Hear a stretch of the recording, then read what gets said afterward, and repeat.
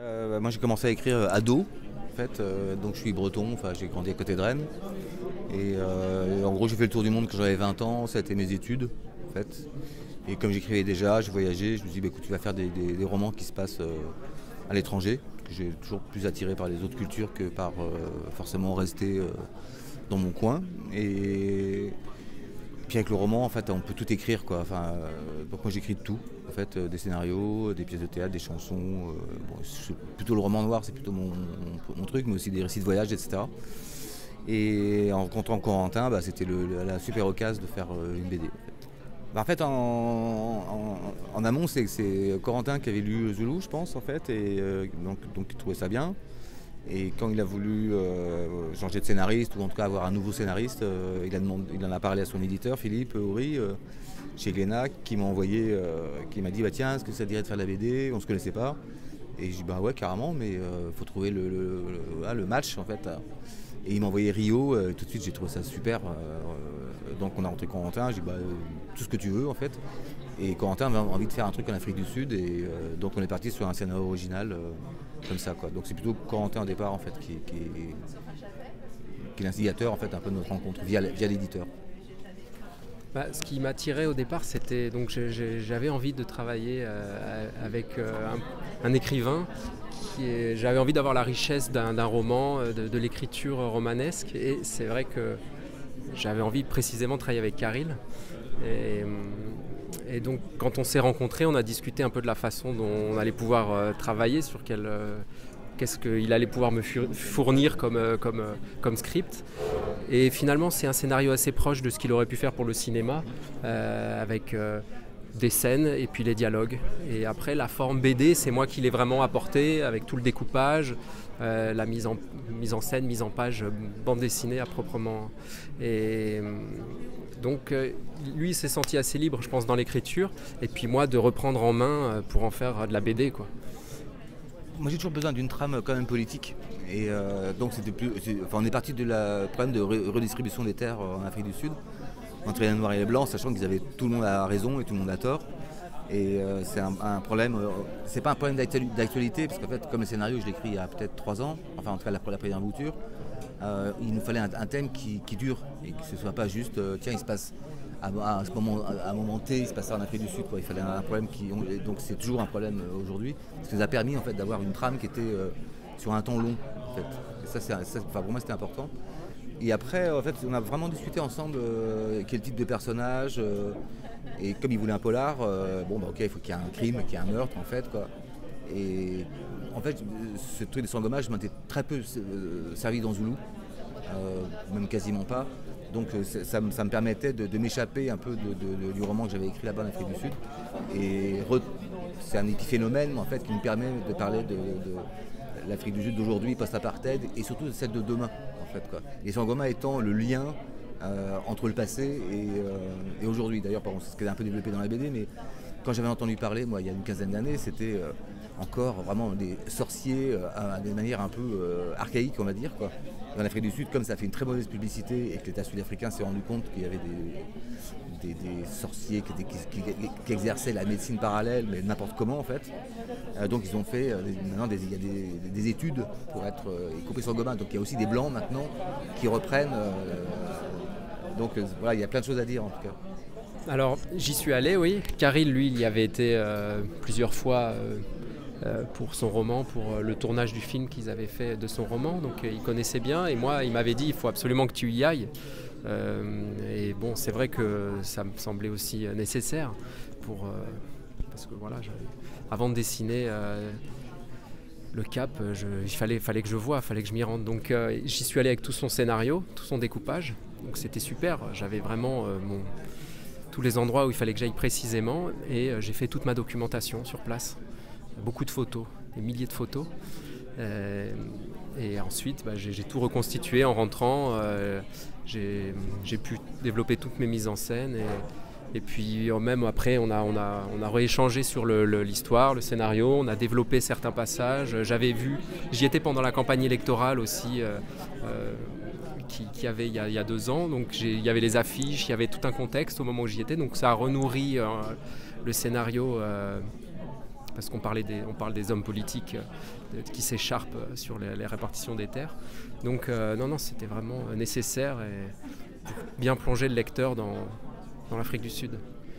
Ça, je pense qu'il y a aussi dans la conception du scénario, c'est-à-dire qu'il y a tout le passé de l'apartheid, toutes ces tensions qui sont toujours présentes dans les ressorts des personnages, des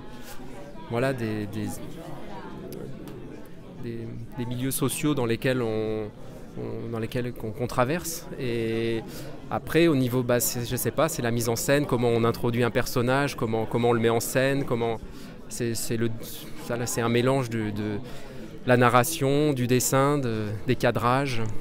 Essayer de trouver toujours un angle de tension qui donne un flux à l'histoire, qui fait que le lecteur décroche jamais. Enfin, c'est un peu comme ça que j'aborde la mise en scène. Moi, ma toute première volonté en attaquant Sangoma, avant le jour où j'ai rencontré Carril, c'est que je voulais faire un polar. Donc c'était le genre qui m'attirait d'abord, et puis j'avais en tête vraiment de faire l'Afrique, et puis on est tombé d'accord sur l'Afrique du Sud.